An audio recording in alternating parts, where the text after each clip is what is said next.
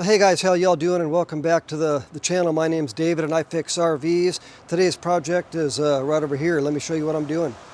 Now I think I might know what actually caused this to happen, and I will go over that a little bit later in the video. But for now, let's get started removing this old outlet so I can get the new one in. I purchased this outlet on Amazon, and there will be a link down in the description if this has actually happened to you. Well, the first thing I like to do before I unplug anything is to turn off the breakers. That will prevent arcing.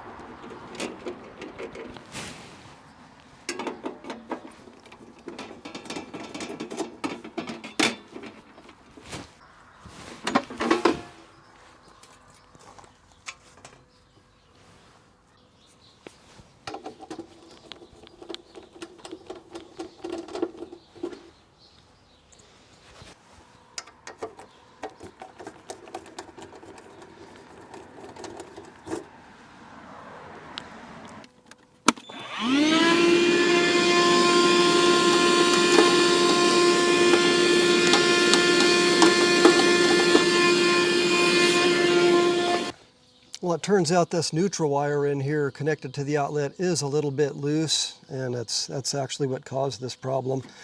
It's been like this for about 6 years. This is a factory wiring, so it just, I guess over time it came loose, or it was always loose. I don't even know, but we're going to go ahead and change it.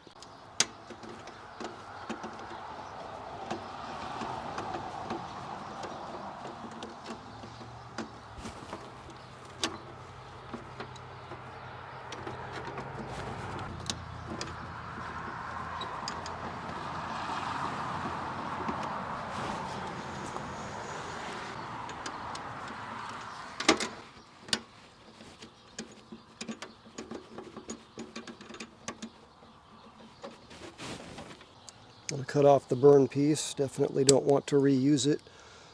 I always keep this 10-in-1 screwdriver on hand for electrical projects. In fact, this is what pretty much all electricians use. They make 11-in-1s too, but the 10-in-1 is better in my opinion. Just has 2 screws holding it in there. Using a nut driver on the 10-in-1 to remove them.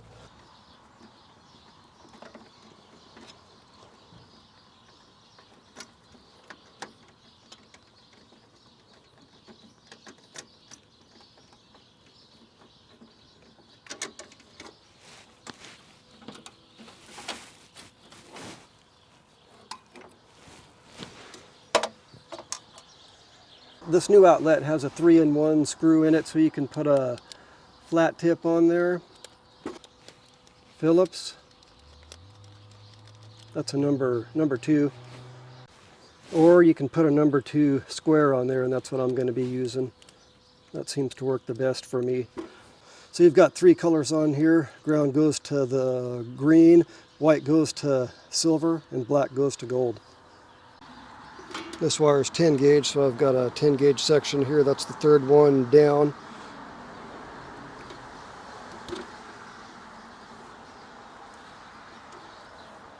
I'll get the ground in there first.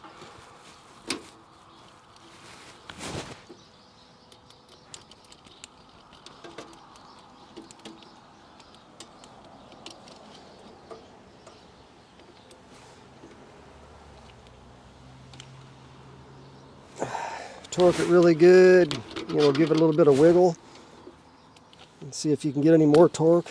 Sometimes you can get more torque, sometimes you can't. Okay, I'm going to do the neutral wire next.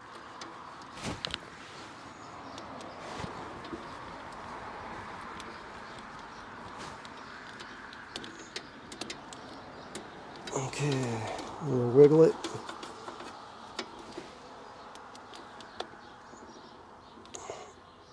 There we go. And then the black to the gold.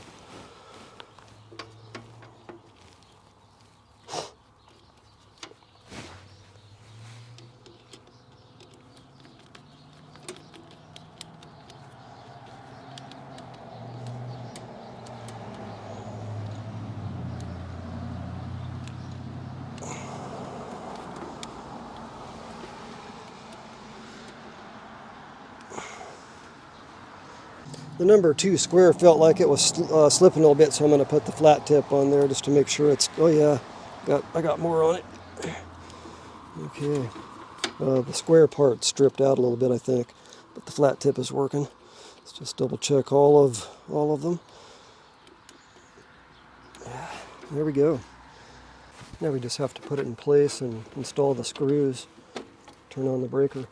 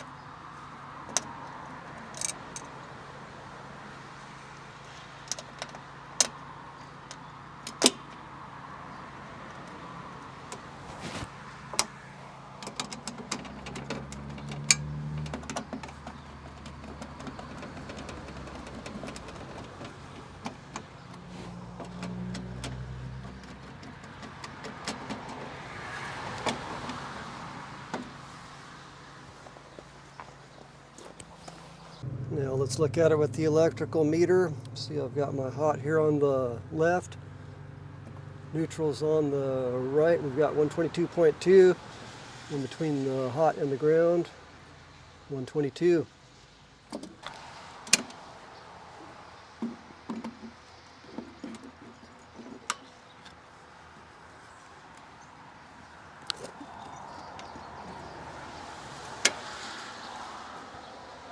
Now this RV does have 2 dedicated circuits for plug-in heaters. Both of them are oil-filled heaters, and one of them is powered by this here. This is an RV inlet that I actually installed that plugs, straight into the power pole.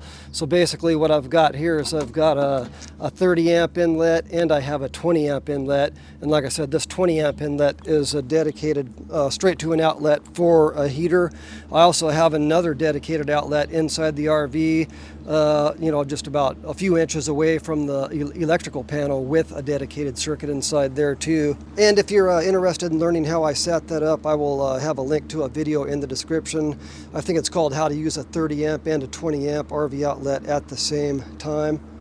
So this is a dedicated outlet that I installed right next to the electrical panel. It has its own 20 amp breaker. And this one here is powered by that dedicated outlet on the pole that I showed you earlier. All right guys, I hope this video was helpful. Thanks for watching, and I'll see you next time.